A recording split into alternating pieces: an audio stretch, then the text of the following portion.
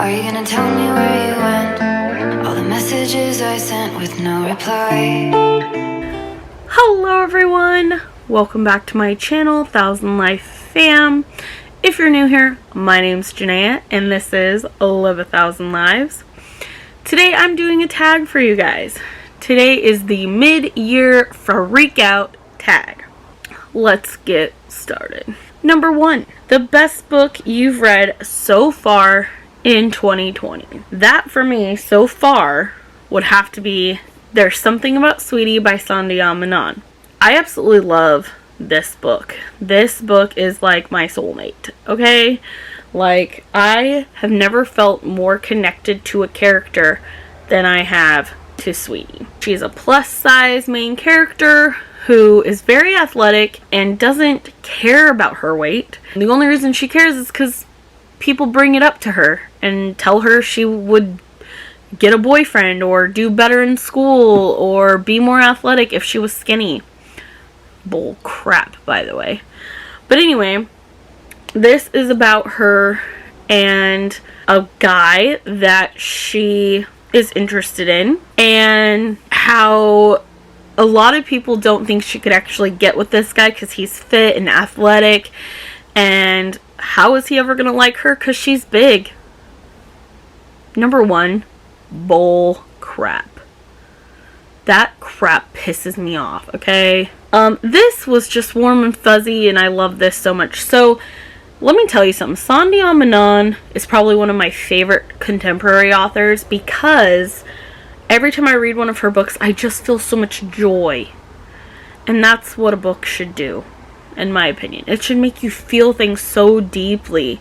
And with this, I do. So that would be the best book I've read so far in 2020. Number 2, best sequel I've read so far in 2020.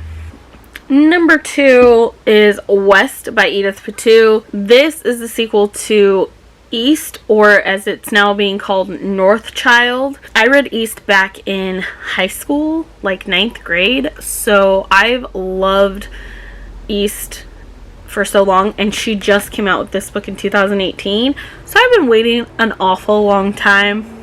Okay, this story follows Rose. I'm telling you the first one, not this one, because that would be spoiler. This story follows Rose, who sees a white bear throughout her childhood growing up, and then the white bear comes to take her away because her sister is sick, and he can heal her sister and bring her family into being rich instead of poor, but only if she comes with him.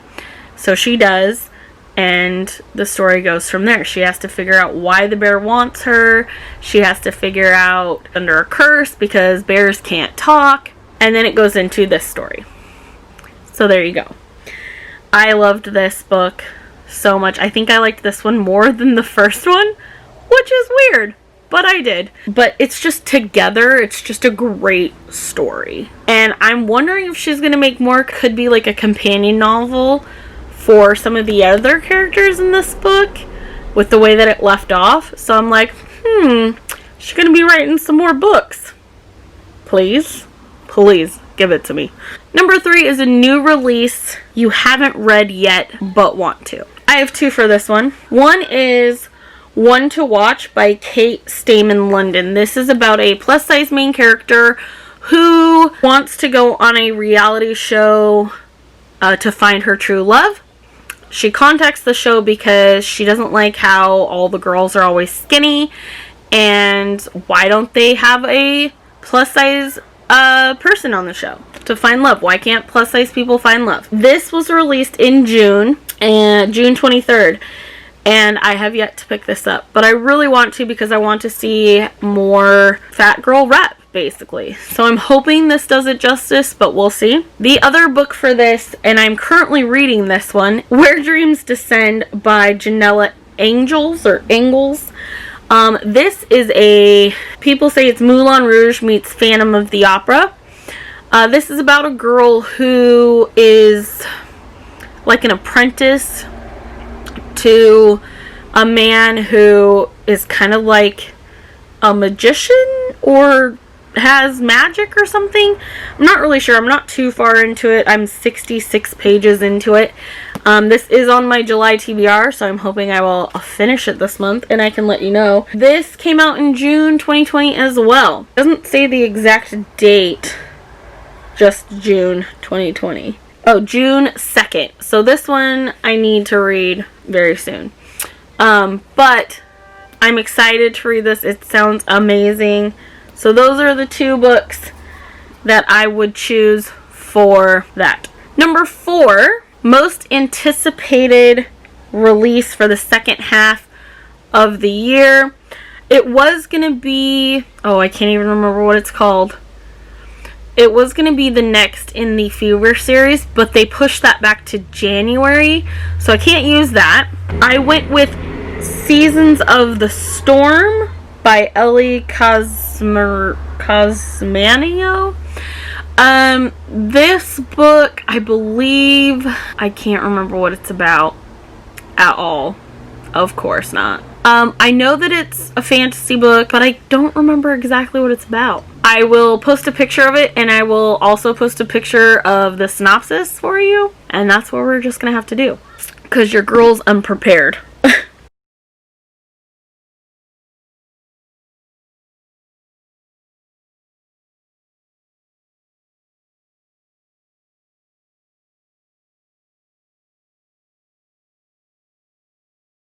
Number 5 is my biggest disappointment so far of 2020. And let me tell you, I don't think I will have another biggest disappointment as big as this one.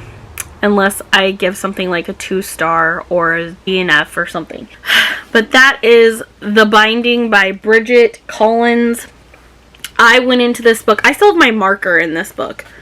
Like, I'm 194 pages into this book and I DNF'd it. Why? Because I didn't understand what the heck was going on. Like, and I don't know if I just wasn't in the mood for this or if it just wasn't making sense to me. I don't know, but for whatever reason, I did not like this. And the sad thing is I really wanted to like it. It's a beautiful cover. It sounds super interesting. It's about a boy who has nightmares and blacks out, and his family takes him to this woman to train, kinda, basically be her slave. And like, she is a binder, which means that she can take your memories and put them in a book, and then you won't remember them. And he basically is her slave, and they develop this relationship. Now, she's an old woman, so it's not like anything sexual or anything like that. And I believe that the main boy character, what is his name even? Emmett. I believe that Emmett might be bisexual or gay, because there's a guy who comes in when he's at the lady's house. Her name's Saradith, but what is that other guy's name? Of course, I can't find it. Anyway, there's a boy who comes to the old woman's house, and he breaks in, and Emmett is drawn to this boy for some reason. Like, we assume, or I'm assuming so far, that Emmett's memory has been erased probably multiple times because of certain things. Like, he swears he knows this guy.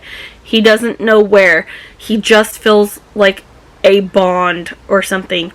And I'm not sure. Like I said, I DNF'd it probably about halfway through, almost halfway through. And I do want to know what happens, so I may try to pick it up again. But for now, I DNF'd it because I was so bored. I was bored and I wasn't understanding. Like, something happens to the old lady, and this guy who she trained before Emmett, comes in and, decides Emmett's now his slave, and, what? Why not just send him back home? I don't know. It's weird, and I don't know. I don't understand too much what is the actual heck is happening.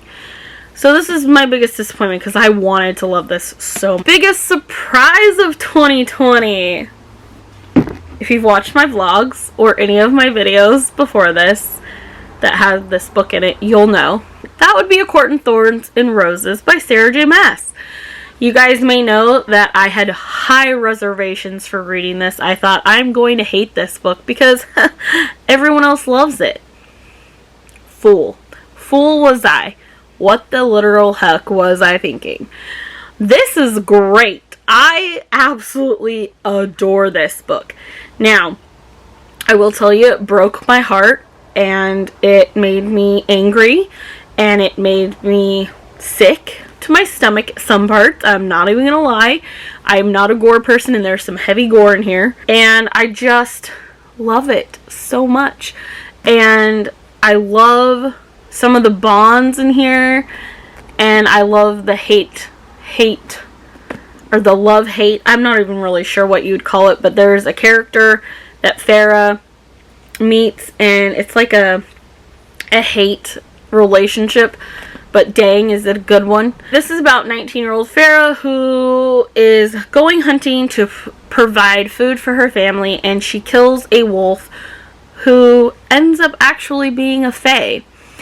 And her consequence for killing the fae because of this treaty is that she has to go live in the fairy world with them. And that's all I'm going to tell you. I am reading the second book currently because your girl can't stop reading it. So I'm very excited to become part of the Sarah J. Maas fan club. New favorite author. So, I've only read one thing by this author. Absolutely loved it. Can't wait to read more from them. And that would be M.K. England. I read The Disastrous. I see no one talking about this. Why? I don't know. Because it is phenomenal. This is about a group of kids. They're like college kids. Like, they're probably like 18s to 20. Okay. Kids who, or they're kids to me because I'm 35, or 34. But they are going to an academy in space on the moon. One wants to be a pilot, one wants to be a doctor. I can't remember what the other two want to be honest. But anyway, it follows our main character, Nax, who is the pilot. And for some reason, Nax gets kicked out of the academy. And so do 3 other people. They're waiting in the ship to be sent back to Earth. Their adventure in space is over because they got kicked out of the academy. And they are all bummed. They don't want to go back to Earth. They would rather keep going with the academy. But they've been kicked out for one reason or another. While they're waiting departure, the lights go out and their pilots are shot. And they have to basically fight for their lives. And Nax has to fly them out of there. So they have 2 choices. They can go back to Earth, or they can go and try to find another colony to live on, because all of the planets now have new colonies. However, when you set foot on a colony, you cannot go back to Earth because you could contaminate Earth, basically. So they have to make a decision. Do we go back to Earth and see our families, or do we go to a colony and start our lives over? So guys, let me tell you, I was like, I don't know if I'm gonna like this, okay? Like, sci-fi is very hit or miss for me. Especially, like, space sci-fi is very, very hit or miss for me. To the point where, like, even sci-fi movies are very hit and miss for me when they're set in space. Like, I love Star Trek, but I hate Star Wars. Don't hate me.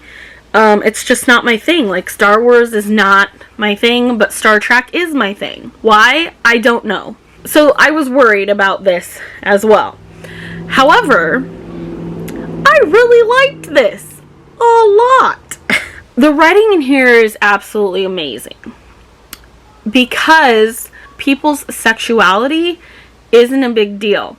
Nax is like, I think Nax would be kind of considered like, he can basically like, he doesn't care what your parts are. He doesn't care if you were a female and now you're a male. He just doesn't care. Like, he just loves people for who they are. And there is a trans character in this. It's hinted at. It isn't said. Like, that's the other thing.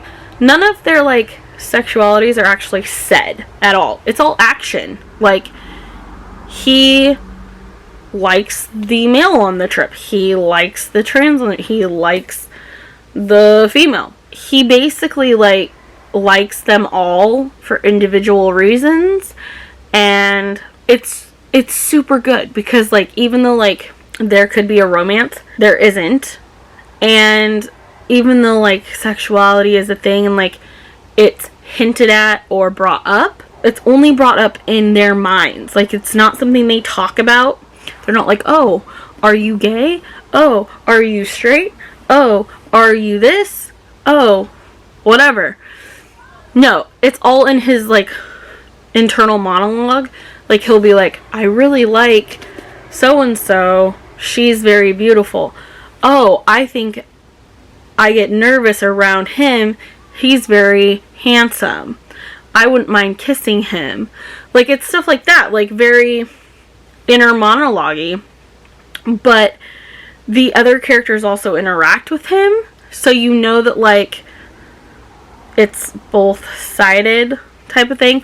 Anyway, long story short, I loved the representation. I loved that it wasn't, like, only about that, but it was also normalized. And I thought that was very, very nice because no one cared. That's how it should be. No one should care about anyone's sexuality. Like, to each their own. You know what I mean? Like, no one should care. But anyway, I loved this. I highly recommend. Please check this out. So, newest fictional crush. My newest fictional crush would be Rysand. I don't know how to pronounce his name. From A Court of Mist, or From A Court of Thorns and Roses and Court of Mist and Fury and all that. I'm in A Court of Mist and Fury right now, so he's more in that book than he is in here. But I loved his character, like, almost right away. So Rysand definitely would be my new fictional crush. A new favorite character for me, Sweetie, obviously. But I would say Corden Holt from this book. He is so fun. He is a smart aleck. But he's also, like, got a super nice head on his shoulders. Like, he wants better for himself. He's a good character. So, definitely him. Number 10 is a book that made me cry. Wonder by R.J. Pellico. Really made me cry.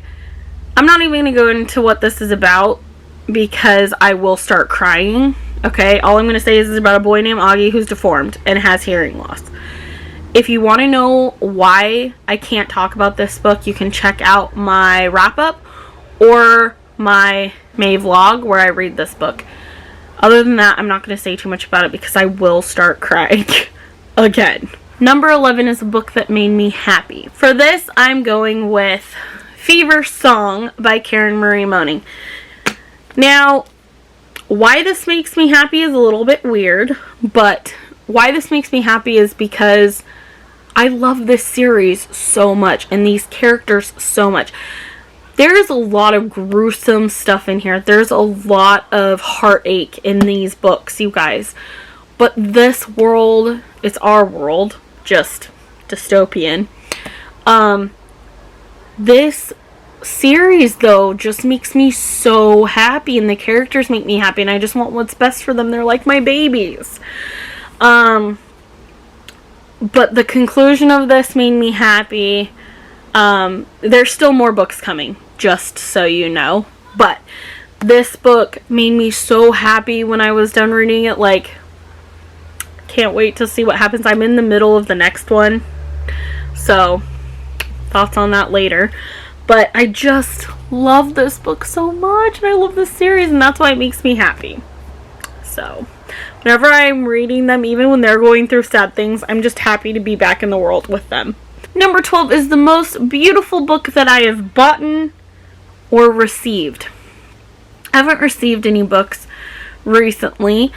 I did just buy this book in June, and I love this. I didn't buy this just because of the cover.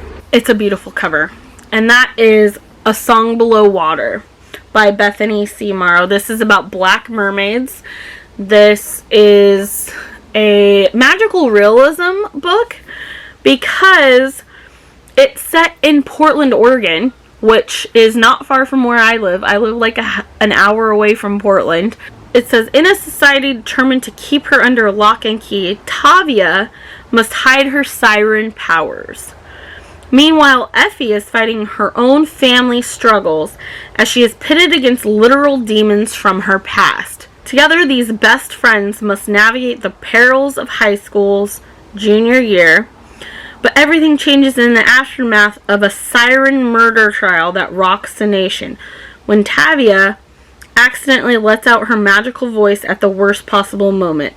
Soon, nothing in Portland, Oregon seems safe.